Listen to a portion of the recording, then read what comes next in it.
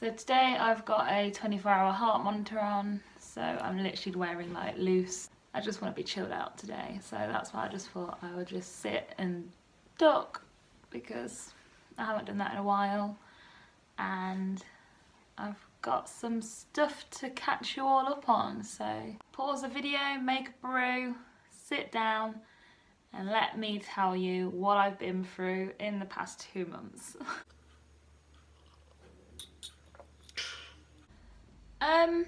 So this will probably be my first video of the year, because I have filmed a video. I filmed a video on my birthday, which was January 12th, and every year I try and do a birthday video where I do a list of things.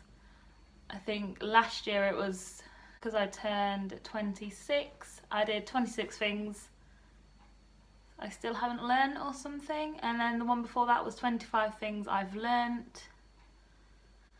So anyway, this year I filmed a video on my birthday because I had nothing else better to do, of 7 things I want to say. I did 7 things I wanted to achieve in the year. I turned 27, I did 7 things. I thought 27 things is a lot to achieve in a year, and yeah, you can get a lot of stuff done in a year, but I'm lazy in general, so I did 7. I will be shocked if I get 3 marked off the list now, but I still want to upload that video, so that video will probably be next up. Who knows what else this year is going to bring me? We are only in March and I've already been through hell and back, so I'm ready to tackle anything. Let me just start at the beginning. So on the 14th of February, Valentine's Day, it's any other normal day, doing some flower wrapping at work. I had a really bad headache. You know, at 27, having a headache in the day is not much to worry about. But in hindsight, I really wish told someone something at least. Or even just went to the doctors for a headache, you know, who does that? But yeah, still. Prior to Valentine's Day, for roughly 2 weeks, I had this headache. So at the time, it didn't seem like a red flag. Now saying it out loud and saying it to the doctors when they're asking me, anything happened before Valentine's Day, it sounds stupid. Like, if you have a bad head for 2 weeks, you should probably go see your GP. But little old me, because I had the flu and I was just generally run down, and it was winter and I was just groggy and all that, I just blamed it all on that and pushed it aside, took paracetamol, ibuprofen, yeah, got on with life. So I was at work, went on my break, and that was it. The room started spinning. I was physically going like this, could not stand still. My head was pulsating. Felt like my brain was like having waves in it. It was bizarre feeling, very bizarre feeling. And then, to go into too much detail, because I was nauseous, there was a lot of vomit, so sorry. But yeah, there was a lot of vomit. Headache was insanely painful. So the first aiders at work put me in the recovery position, rang for an ambulance. Luckily, and this is quite lucky, the ambulance just dropped someone off at our local hospital. So the ambulance was ready, got to me in like 5 minutes. So yeah, I was really lucky with that. Rushed me off to a different hospital because our hospital doesn't deal. So we had to go out of town basically, but it literally took like 20 minutes to get there, which is insane because it's usually like 45-50 minute drive to an hour normally. Never been blue lighted before, that was an experience. Didn't really experience much of it though, because I was in back of an ambulance, throwing my guts up and just wobbling while laying down. So we get to hospital, a few hours have passed, I'm still being sick, they're still not sure what's wrong with me.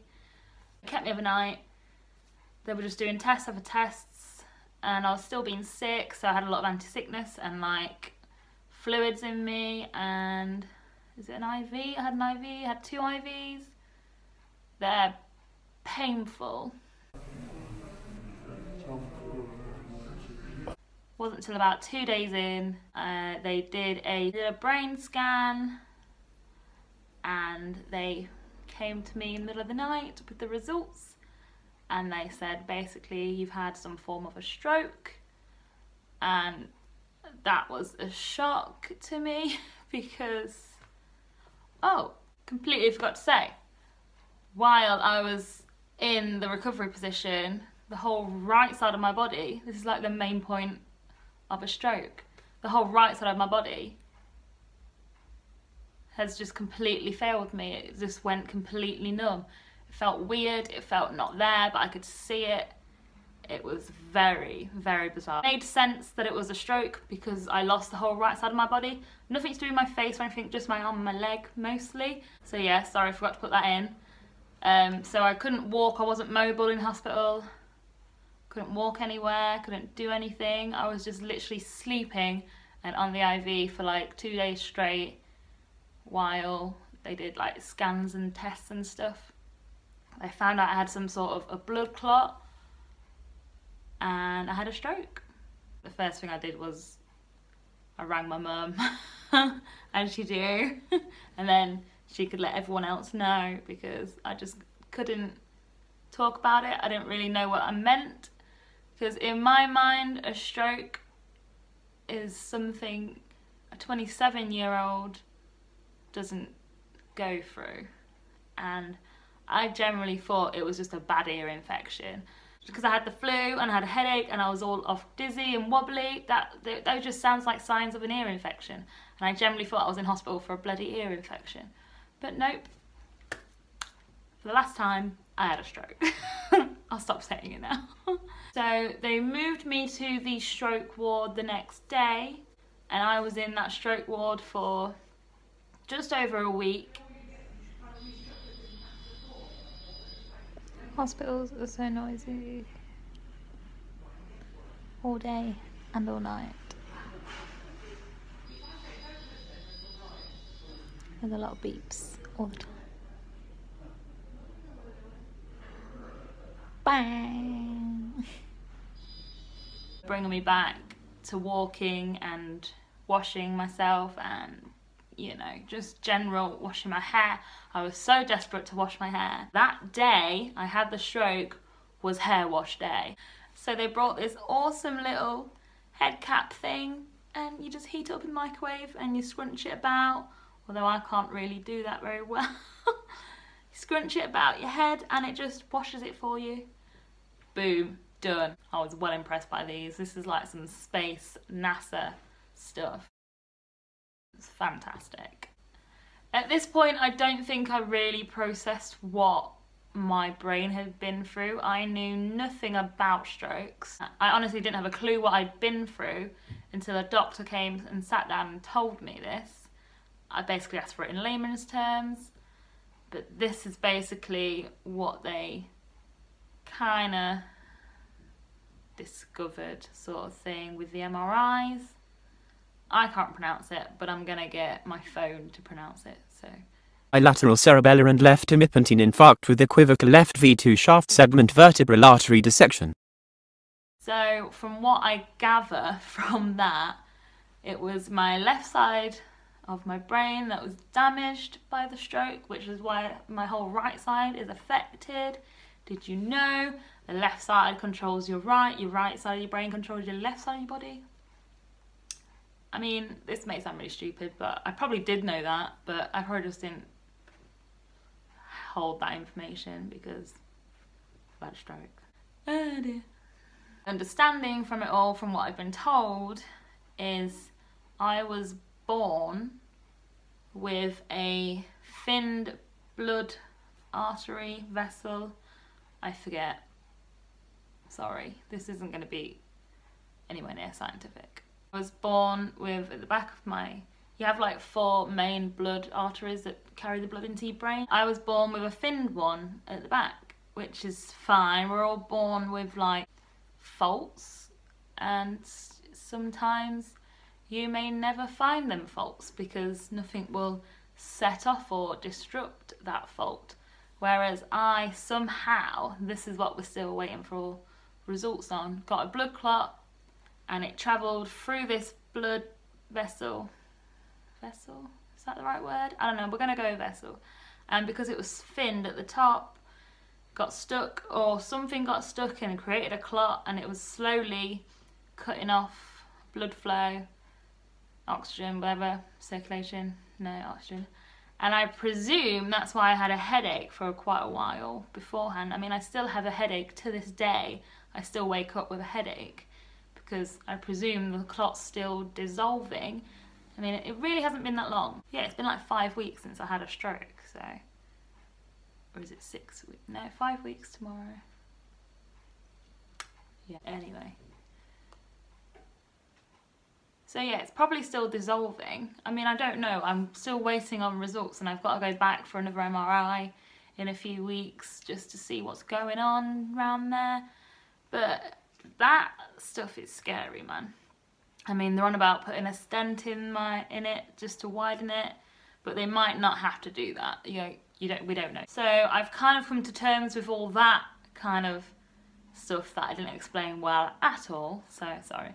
The other side of a stroke is the recovery and the physio, which is what I am really struggling with at the minute. So as you know, I'm a pretty creative person. I don't know if you know that actually, but I am a creative person. Like, everything I upload mostly is a DIY or creative or a painting or just anything artsy. I studied art for a very long time. Was trying to build a career around art. This year it was one of my bucket list things to sell a piece of art. And the main thing that was affected by my stroke is my arm, sort of shoulder and hand. I mean, my leg was also affected, and I am walking with sticks, plural. The leg is getting better, and I have physio a good 5 times a week, and I can do it on my own as well. So the thing is, it's fatigue as well that really does affect me at the minute, and some days I'm just so lethargic and I cannot bring myself to even get out of bed some mornings. It takes me hours to get out of bed to do one little thing, like brush my teeth or anything like that. It's just so much energy it's used sometimes, and you just can't judge what kind of day it's going to be. Like, some days are good, some days are bad. If I overwork myself one day, the next day I'll feel it really bad, like in my arm and leg, and my headache will be worse. It can force you into a slump. I mean, I've put a lot of things on hold. I'm out of work, my social life has suffered, my dating life has suffered. When you lose your mobility for a bit, and the whole social aspect of your life just goes, and your independence completely goes. I mean, I recently moved into this place, and then I had a stroke, and then had to move back into my mum's to be looked after, because I wasn't allowed to be discharged until they knew I had someone at home with me who could take care of me for a while. So whole independence gone at 27. That's kind of shit. Sorry if this video is really scrambled and has no, what's the word? So my main upset about this whole thing has been the whole art side of things. I was in the middle of a painting that week that I had a stroke. I haven't even looked at my art room, let alone looked at that painting, because it's my shoulder that's weak, and that's what controls pretty much all your hand movements and stuff. So you can see I'm moving my fingers fine, but like I can't hold things. Yep.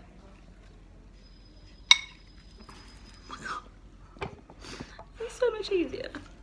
Oh, no. Hopefully I won't have to do this all my life. I can't write. I have no handwriting, zero handwriting, so colouring is really hard. Not the best, but as you can see, like, I went out of lines. Sophie, you're way out of line.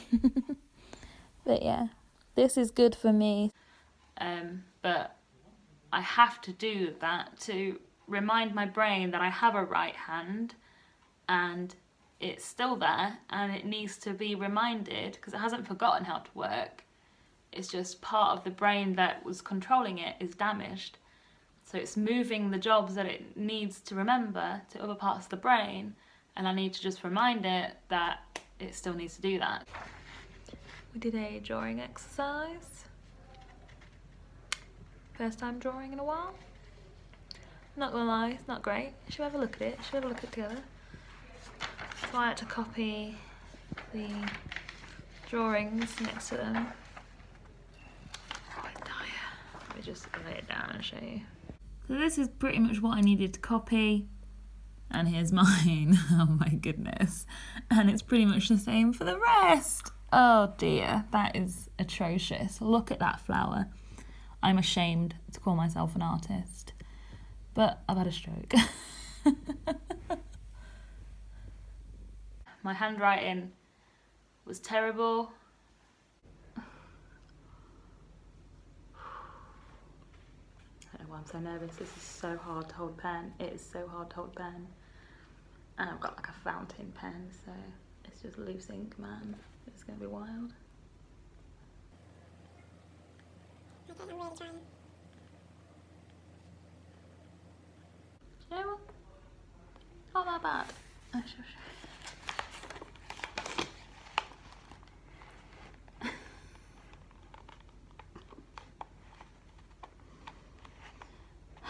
Right. So here's me writing, hello, my name's Sophie. Sophie. This was my left hand writing.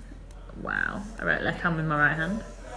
Did the alphabet, probably did it wrong. Did a few more of them drawings, bit better at it. Tried to do some circles. I think this one was probably the best one because it was in the lines. And yeah, just having some fun.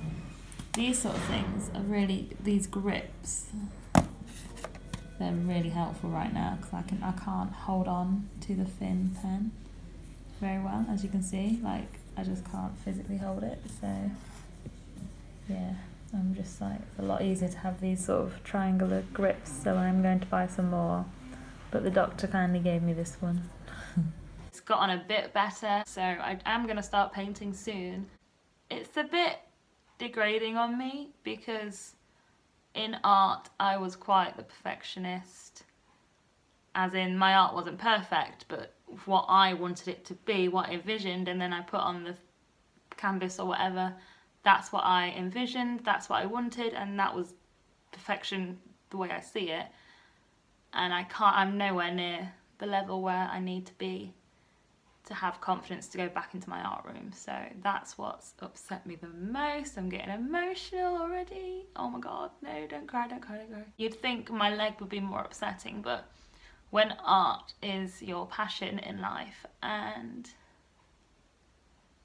it's, you know, it's the skill, it was all I was good at, was art. When people think of me, I think they think of me of that creative artsy person, and you know, now I'm just that girl who had a stroke quite young. I'm not to anyone, but that's what goes through my mind because the art has gone at the minute. I need to remember it's not permanent. It's pretty poop, but it's temporary. So I need to keep saying it's temporary because that's what's the hardest thing to accept. So after that Debbie Downer, I just want to let everyone know that I am okay. It's, you know, that it could have been a lot worse. I know I'm upset about the silliest of thing. I know, oh, Sophie can't do art anymore, how sad. Some people can't walk or talk anymore. I know. That's why I was reluctant to make this video, because my struggles may seem very minuscule and silly compared to other people. So I didn't want any sympathy. I just wanted to let people know, like friends who can't come see me and stuff like that, this is your update. Hello everybody. So sorry this video is really long. I don't know if it is. I've just filmed it, but it probably is. But if you made it this far, you're a trooper, so thank you. Yeah, I'll probably upload my birthday bucket list after this, don't know when. But thank you for watching. If you have any questions, just comment below or message me if you know me. Thank you for watching, and I'll be okay, so don't worry about me. I will see you in the next one. Bye. We're making the Great Escape. We're nearly there. Yay! And that's it! Freedom! Yeah, celebrate, Mum. Freedom now! Oh, sunshine! How lovely! One job now. Now, Blow away. one job. Oh no! Where's the... Oh, You've broken it. yeah, I never touched it. Well, the red bit's sat on its own now. The weight. Oh dear, so it is.